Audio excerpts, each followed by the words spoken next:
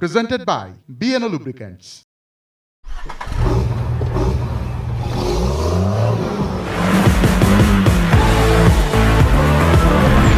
বাংলাদেশের গাড়ির মার্কেট অধিকাংশই টয়োটার দখলে। টয়োটাকে আমরা দেখেছি বিভিন্ন সময়ে, বিভিন্ন বয়স, বিভিন্ন পেশা এবং বিভিন্ন পারপাসকে টার্গেট করে গাড়ি নিয়ে আসতে। তেমন একটি গাড়ি টয়োটা অ্যাকোয়া, যেটা কিনা সম্পূর্ণ ইয়ুথদেরকে টার্গেট করে মার্কেটে নিয়ে এসেছিল টয়োটা। প্রিয় দর্শক, আমন্ত্রণ লেটস ড্রাইভে। সোনিয়া রিফাত আছি আপনাদের সঙ্গে এবং আজকে আমরা রিভিউ করতে যাচ্ছি টয়োটা অ্যাকোয়া 2017 মডেলের একটি গাড়ি।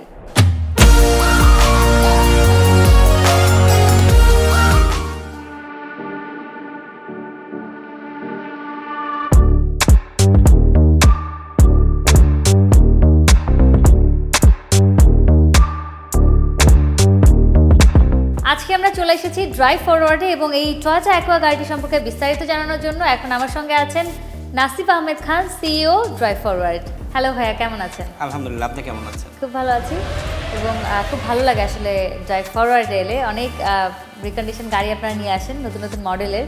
তো আজকে অ্যাকোয়া এই গাড়িটি সম্পর্কে বিস্তারিত জানবো। এই গাড়িটি তো আসলে ইয়ুথ বেস করে ডিজাইন করা হয়েছিল। জি, বাংলাদেশের ইয়ুথদেরকে কতটা আসলে এই গাড়িটি টার্গেট করতে পেরেছে? ওভারঅল মার্কেটে এখন পর্যন্ত বাংলাদেশের মার্কেটে কিন্তু এই গাড়িগুলো অতটা পরিচিত না, আচ্ছা। যেহেতু নিউ শেপের একদম দেখতে পাচ্ছি আমরা, আগের শেপের থেকে অনেকটা চেঞ্জ আছে। আর এটার লুকটা অনেকটা ইউথ প্লাস দেখবেন আমাদের অ্যাকোয়ার একটি আরবান মডেল আছে, ওয়ান কাইন্ড অফ আরবানের মতো কিন্তু শেপটা করা হয়েছে, কারণ আমাদের দেশে কিন্তু আনইভেন রোড বেশি। এই কারণে এই গাড়িটি আমার মনে হয় যারা ছোট গাড়ি পছন্দ করে, ছোট পরিবারের জন্য এটা একটা চমৎকার পছন্দর তালিকায় থাকতে পারে। একদম। আচ্ছা চলুন, আমরা নিউ শেপের কথা বলছিলেন, একটু ফ্রন্ট লুকটা একটু ভালো করে দেখাই। আমরা দেখতে পাচ্ছি যে হেডলাইটের যে চেঞ্জেসটা, হেডলাইটটা কিন্তু আগে এতটা, এটা one kind of Toyota Sienta, আমরা যদি খেয়াল করি সিয়েন্তা টাইপের হেডলাইটটা অ্যাড করা হয়েছে। প্লাস হচ্ছে এটার সাথে আমরা দেখতে পাচ্ছি ফ্রন্ট যে বাম্পার এবং গ্রিলটা এবং ফগ ল্যাম্পের যে জায়গাটা সেটাও কিন্তু চেঞ্জেস এসেছে। আর তাছাড়া অ্যারোডাইনামিক শেপ তো এই গাড়িতে আগেও ছিল, এখন আরও নতুনভাবে যোগ করা হয়েছে। একদমই। এবং আমার কাছে যেটা মনে হচ্ছে যে এই লাইটের কারণে বোধহয় গাড়ির শেপটা অনেকটা বড় মনে হচ্ছে। হ্যাঁ, অনেকটা বড় মনে হচ্ছে এবং আগের থেকে কিন্তু অনেকটা আকর্ষণীয় হয়ে উঠেছে গাড়িটা। একদম। এই গাড়িটার ওভারঅল ফ্রন্ট লুক নিয়ে বলছিলেন, আর কি কি আছে? Sensor, camera? এটার সাথে অনেক সময় আসলে ড্যাশ ক্যাম আসে, আনফর্চুনেটলি এটার সাথে আসেনি। তবে সেন্সর যেটা আমরা দেখতে পাচ্ছি সামনে ফ্রন্ট উইন্ডশিল্ডে, সেন্সরের যেই পার্টটা সেটা এখানে আছে। তাছাড়া এটা হচ্ছে টয়োটার তো কয়েকটা প্যাকেজ হয়, এটা হচ্ছে Toyota S smart push start, তো এটার সাথে স্টিয়ারিং কন্ট্রোল থেকে আনুষঙ্গিক সব আছে, আমরা এটা দেখে নেব। আমরা তাহলে ইঞ্জিনটা নিয়ে একটু ডিটেলটা জানি, ইঞ্জিন এবং ব্যাটারি।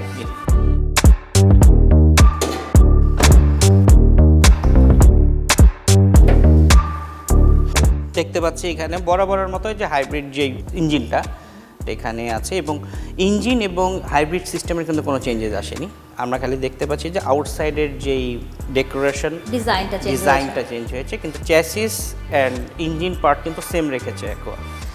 আর এটা 1498 সিসি প্লাস হচ্ছে হাইব্রিড ব্যাটারির সাপোর্টে এটা চলে এবং বাংলাদেশের জন্য এটার যদি আমি বলি পার লিটার এটা 18 থেকে 20 পাওয়া সম্ভব, যদি কি না ড্রাইভিং স্কিল ভালো হয়। 1498 সিসির একটা গাড়ি এবং এটা যেহেতু হাইব্রিড, এটা আসলে কি মনে হয় যে ইঞ্জিনটা কতটা ক্যাপেবল? কারণ এখন আমরা যে গাড়িগুলো দেখি যে এটা থেকে অনেক বেশি সিসির গাড়িগুলো এখন বাংলাদেশে ঢুকছে, তো সেই জায়গা থেকে কি মনে হয় যে এই 1500 সিসির গাড়িগুলোর আস্তে আস্তে হারিয়ে যাবে কিনা? এটা আসলে হায়ার সিসির সেগমেন্টটা আলাদা, সেটার যেই কাস্টমার যে বেসটা আছে সেটা কিন্তু একদম আলাদা। আপনি যদি চিন্তা করেন বাংলাদেশের মানুষ প্রথমে কী করতো, একটা অকটেন ড্রিভেন গাড়ি কিনতো, এরপর আবার কনভারসেশন করতো সিএনজি আদার্স যেই ফুয়েল টাইপগুলো আছে। কিন্তু আমাদের দেশে বা পুরো ওয়ার্ল্ড ওয়াইড কিন্তু চিন্তা করছে এখন ফুয়েল ইকোনমি নিয়ে। তো ফুয়েল ইকোনমি যদি চিন্তা করেন, এটাতে যতটুকু হর্স পাওয়ার এবং টর্ক দেওয়া হয়েছে, more than enough to drive in our city. আচ্ছা, এখানে কত আছে হর্স পাওয়ার? এটা হর্স পাওয়ার আছে হচ্ছে টোটাল হচ্ছে 99, যদি কম্বাইন্ডলি বলি তাহলে এটা 105-এর মতো। হাইব্রিড গাড়ি যেহেতু ব্যাটারি নিয়ে অনেক কনসার্ন থাকে এবং ব্যাটারিটা আসলে খুব ভালো একটা ব্র্যান্ডের সবসময় এক্সপেক্ট করে যারা কাস্টমার। এই ব্যাটারি নিয়ে একটু ডিটেলে জানতে চাই। হাইব্রিড ব্যাটারি যে আসলে আমরা এটা জানি তো সেল ওয়াইজ দেয়া থাকে এবং কোম্পানি থেকে এটা 2 লক্ষ কিলোমিটার অথবা হচ্ছে 7 থেকে 8 বছর। যেহেতু এটা এই বছর এসেছে, আমরা এটা চলে এসেছে একটু বেশি চলায় গাড়িটি, 1 লক্ষ কিলোমিটার উপরে চলেছে, 4 গ্রেডের গাড়ি। তবে আমরা আশা করতে পারি এখন পর্যন্ত আমরা যে সকল গাড়িগুলো দেখছি বাংলাদেশে, যদি আমরা যদি কিলোমিটারটা এবং ওভারঅল কন্ডিশন দেখে নিই, বাংলাদেশে এটা অলমোস্ট 5 থেকে 6 বছর সাপোর্ট পাবে এই ব্যাটারি ব্যাকআপে। ওকে নাসিফ ভাই, ইঞ্জিন অয়েলের কথা যদি জানতে চাই, এটা একটা খুব গুরুত্বপূর্ণ বিষয় গাড়ির জন্য আসলে। জি, এই গাড়িটার ক্ষেত্রে কোন গ্রেডের অয়েলটা ব্যবহার করছেন? হাইব্রিডের ক্ষেত্রে সবসময় আমরা বলে থাকি 0W20 গ্রেডের অথবা 5W30। আচ্ছা, আসলে এটা আবহাওয়া ভেদে হচ্ছে আমাদেরকে এটা ইউজার ম্যানুয়াল থাকে, এক্সপার্ট ওপিনিয়ন নিয়ে এটা ইউজ করা উচিত। Okay great. তো আমরা এবার একটু সাইড প্রোফাইলটা দেখি। জি অবশ্যই।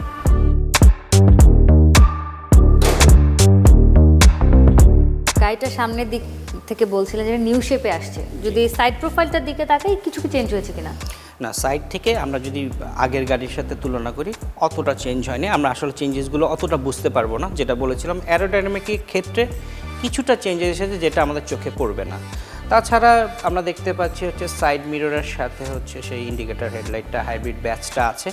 তবে এই গাড়িটার ক্ষেত্রে একটা যেটা করেছে, আমি বলেছিলাম যে আরবানের সাথে তুলনা রেখেছে, এবং আপনি গ্রাউন্ড ক্লিয়ারেন্সটা যদি দেখেন আগের একগুলো থেকে অনেক বেশি, এবং এটার মূল কারণ হচ্ছে টায়ার সাইজটা।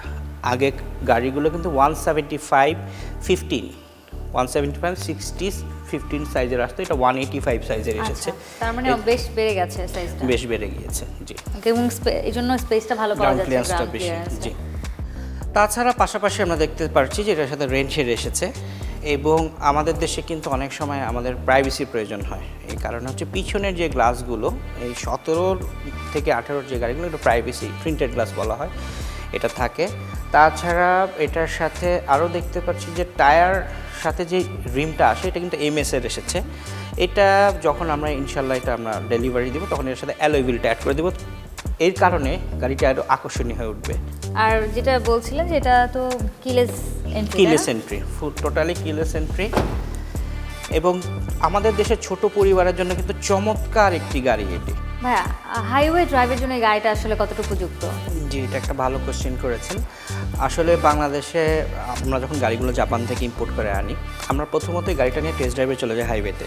তো এই গাড়িটা নিয়ে অনেকের ভুল ধারণা ছিল যে গাড়িটি ছোট, হালকা হতে পারে, হাইওয়েতে জন্য কতটুকু সেফ হবে। আমরা কিন্তু এই গাড়িটা নিয়ে পাহাড়ি অঞ্চলে ঘুরে এসেছি, আমরা রাঙ্গামাটি সাজেকে ঘুরে এসেছি, আসার সময় আমরা কক্সবাজার হয়ে ঘুরে এসেছি। তো প্রায় আমরা 1000 কিলোমিটার ড্রাইভ করেছি। মাইলেজও মাশাআল্লাহ অনেক ভালো পেয়েছি, আমাদের মাইলেজ ছিল 24 করে পার লিটারে। তাছাড়া ব্যালেন্সিংয়ের যে কথা, আমরা 160 পর্যন্ত তুলে দেখেছি। মনেই হয়নি যে আমি একটা ছোট গাড়ি নিয়ে পাহাড় অথবা পর্বতের আশেপাশে ঘুরে এসেছি। আচ্ছা, আমরা গাড়িটা একটু ব্যাক সাইডটা দেখবো। তার আগে এই সাইডে আমি দেখতে পাচ্ছি এখানে অনেকগুলো ভর্টেক্স জেনারেটর দেওয়া আছে, যেটা হাইওয়ের কথা বলছিলেন, এটা তো অনেক হেল্প করে আসলে হাইওয়েতে গাড়িটা স্টেবল রাখার জন্য। সামনেও আমরা দেখেছি যে জি জি জি বেশ কয়েকটা দেওয়া আছে, কাটার কাজ করে। আচ্ছা, আমরা একটু ব্যাক সাইডটা দেখি। জি অবশ্যই।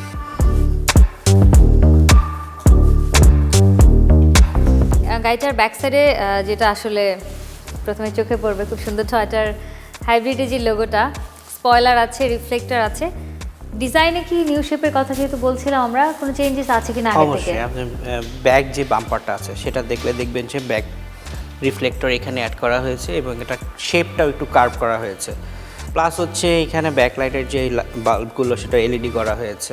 এটা কি, এই শেপটাকে কি শেপ বলে? খুব সুন্দর, খুব অ্যাট্রাকটিভ করেছে এই শেপটা। হ্যাঁ, খুবই সুন্দর করেছে, যেহেতু এটা ওই হ্যাচব্যাক সাব কম্প্যাক্ট আপনি যেটা বলেছেন। তো এই কারণে হচ্ছে আমরা যারা ছোট গাড়ি পছন্দ করি তাদের কাছে আরও আকর্ষণীয় করার জন্য এই টাইপের শেপ জাপান করেছে। তাছাড়া এটার সাথে যেই আমরা স্পয়লার দেখতে পাচ্ছি, তার সাথে কিন্তু এটা অ্যাক্টিভ রিফ্লেক্টর না, এটা কিন্তু একটি লাইট, আচ্ছা, যেটা হচ্ছে পার্কিং প্লাস হচ্ছে ব্রেক, যখন প্যাডেল প্রেস করব তখন এটা কাজ করবে। তাছাড়া রুফে একটা অ্যাক্টিভ শার্ফিন দেখতে পাচ্ছি, এবং পিছনের যে গ্লাসটা সেটাও কিন্তু ফুল প্রিন্টেড, এবং এটার সাথে আছে ব্যাক ওয়াইপার, যেগুলো অনেক গাড়ির ক্ষেত্রে থাকে না, এই গাড়িটিতে আছে। আপনি হ্যাচব্যাক বলছিলেন, এটাকে একটা ছোট একটা গাড়ি, তো ট্রাঙ্ক স্পেস আসলে কতটা এক্সপেক্ট করতে পারি? দেখিনি, চলেন। বাহ, দারুণ, বেশ ভালো স্পেসই আছে, যতটা আসলে আশা করিনি, কারণ ছোট একটা গাড়িতে মনে হয় এনাফ, এর থেকে বেশি আসলে থাকেও না বা প্রয়োজনও হয় না। জি, আসলে পিছনটা দেখলে মনে হয় প্যাসেঞ্জার বসার পরে আমাদের লাগেজ স্পেসটা কম হবে, কিন্তু আমরা এখানে দেখতে পাচ্ছি কিন্তু এখানে মোর দেন এনাফ। এখানে আমরা একটা বড় লাগেজ পাশাপাশি ট্যুরে যাওয়ার জন্য যা আনুষঙ্গিক ব্যাগেজ নেওয়া প্রয়োজন আমরা কিন্তু এখানে সবকিছুই নিয়ে নিতে পারবো। রাখা যাবে। কত লিটার স্পেস এখানে? লিটার যদি বলি, এটা খুব বেশি লিটার নেই, 200 লিটারের মতো হতে পারে, এর বেশি না, তবে মোর দেন এনাফ একটা ছোট করে। ওকে, ওয়েল আমরা মোটামুটি তো এক্সটেরিয়রটা দেখে ফেললাম, ইন্টেরিয়রটা একটু দেখি। জি অবশ্যই।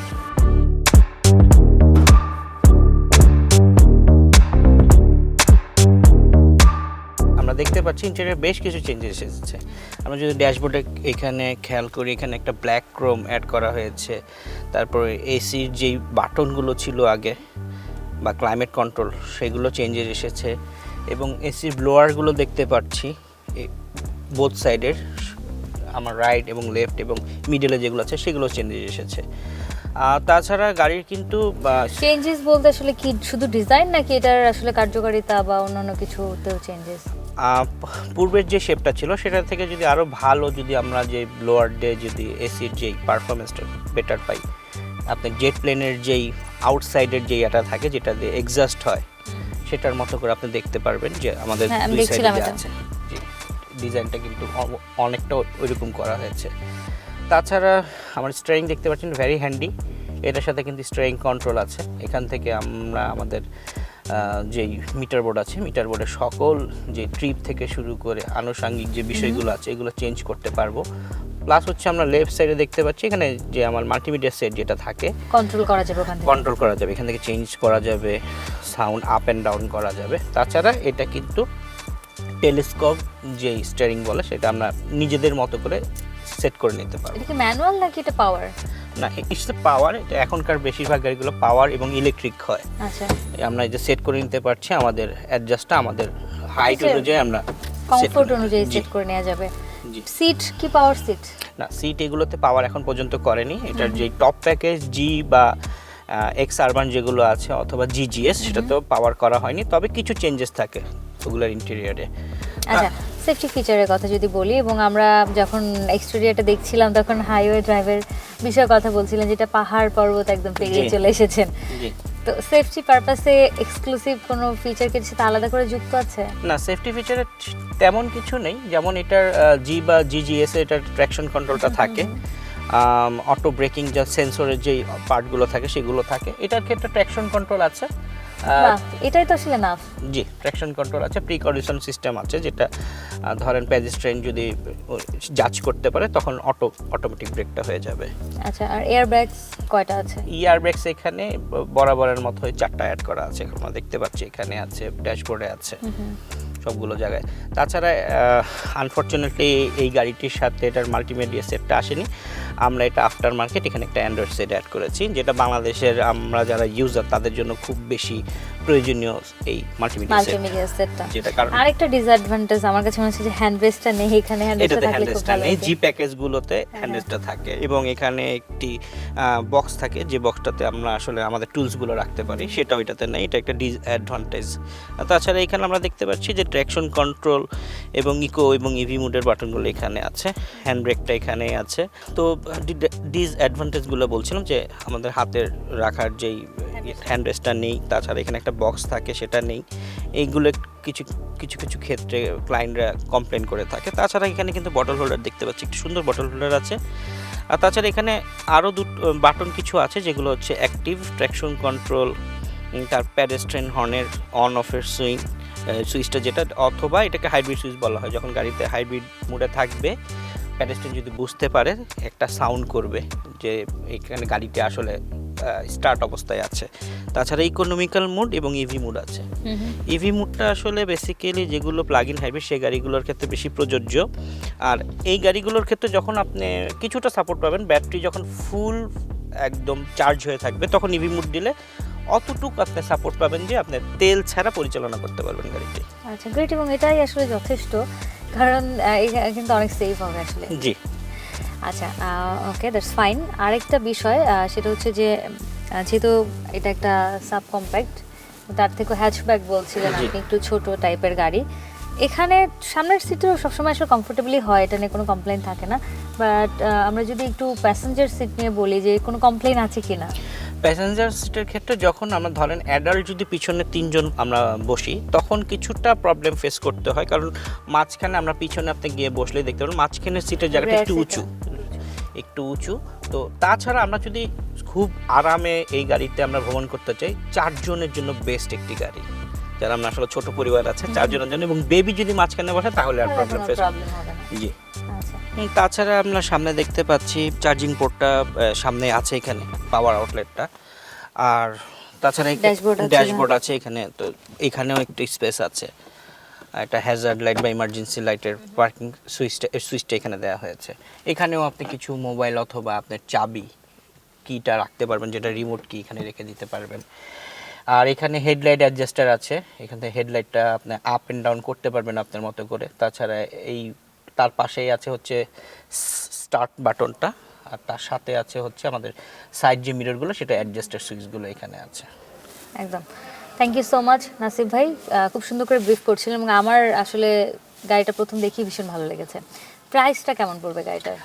প্রাইস একটা সময় কিন্তু আসলে আপনারা জানবেন যে বাংলাদেশে এখন গাড়ি কিন্তু খুব বেশি অ্যাভেলেবেল না। একটা সময় গাড়িগুলোর প্রাইস ছিল হচ্ছে 15 to 16, কিন্তু এই নিউ শেপের গাড়িগুলো স্টার্টিং প্রাইস হচ্ছে 18 to 20। আচ্ছা, 18 to 20। এটা হচ্ছে ফিচারের উপর ডিপেন্ড করবে যে কি কিসের চাচ্ছে বা কিছু চেঞ্জেস করতে হবে কিনা সেক্ষেত্রে। Okay, thank you so much. Thank you. প্রিয় দর্শক, আমরা দেখছিলাম অ্যাকোয়া 2017 মডেলের এই গাড়িটি, এবং এই মুহূর্তে সময় হয়ে গেল ছোট্ট একটা বিরতি নেবার। ফিরছি এক্ষুনি, সাথে থাকুন।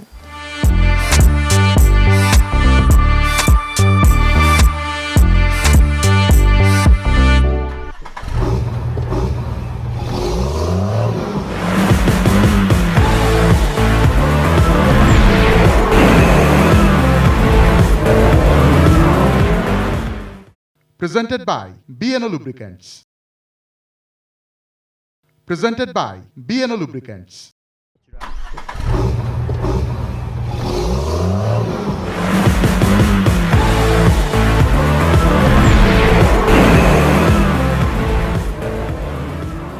যে কোনো কারণেই হোক, হুট করে গাড়ির কোনো একটা পার্টসের সমস্যা দেখা দিতেই পারে, কিন্তু সেই পার্টসটা যে রিপ্লেস করবেন, অরিজিনাল পার্টস কোথায় পাবেন, এই নিয়ে পড়তে হয় দুশ্চিন্তায়। সেই সমাধানই জানবো আজকে টিপস অ্যান্ড ট্রিক্সে।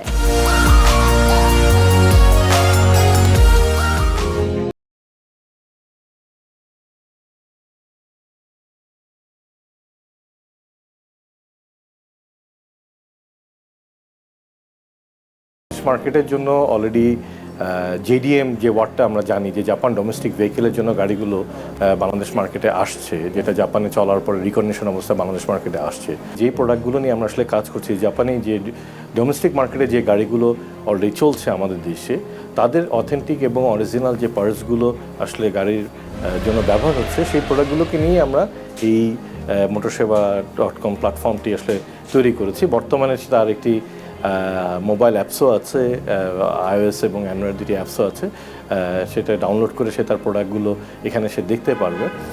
আমাদের আরেকটি ইউএসপি হচ্ছে যে আমরা first of all authentic product, original জাপানি প্রোডাক্ট, এবং আরেকটি পার্ট হচ্ছে যে গাড়ির যেসব অ্যাসেসরিজ থাকে, আমরা জানি যে একটি গাড়িতে প্রচুর পরিমাণ মানুষজন এখন অ্যাসেসরিজ ইউজ করে।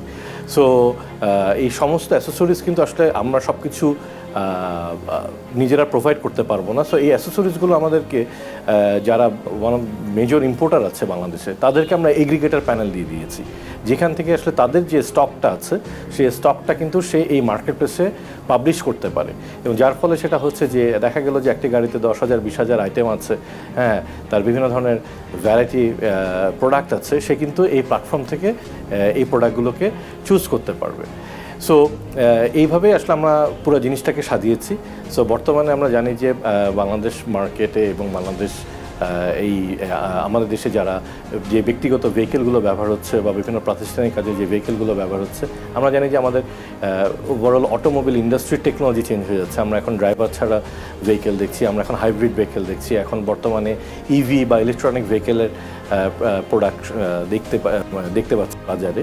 সো সেই অনুযায়ী কিন্তু আমার যে প্রোডাক্টটাকে সঠিকভাবে মেনটেন করার জন্য যে অ্যাসেসরিজগুলো দরকার হয়, সো সেই অ্যাসেসরিজগুলো নিয়েও এই motorsewa.com বর্তমানে কাজ করছে। বর্তমানে আমাদের এখানে প্রায় 350 মতো জাপানি প্রোডাক্ট আছে। এছাড়াও আমরা বিভিন্ন থার্ড পার্টি যে অ্যাসেসরিজ যে মার্কেট আছে, আমরা জানি যে আসলে আমাদের দেশে মোস্টলি অ্যাসেসরিজগুলো বিভিন্ন চায়না এবং থাইল্যান্ড এবং মালয়েশিয়া থেকে আসছে।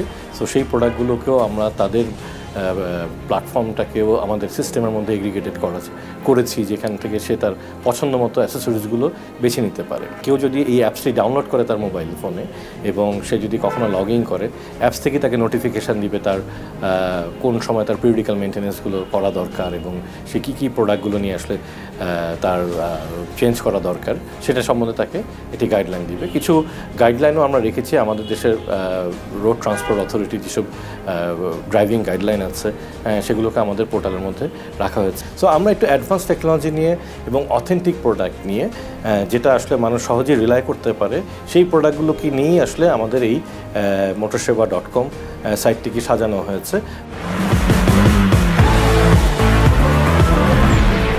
দর্শক, এই ছিল আমাদের আজকের আয়োজন। দেখা হবে আগামী সপ্তাহে। ততক্ষণ পর্যন্ত সবাই অনেক ভালো থাকুন, সুস্থ থাকুন।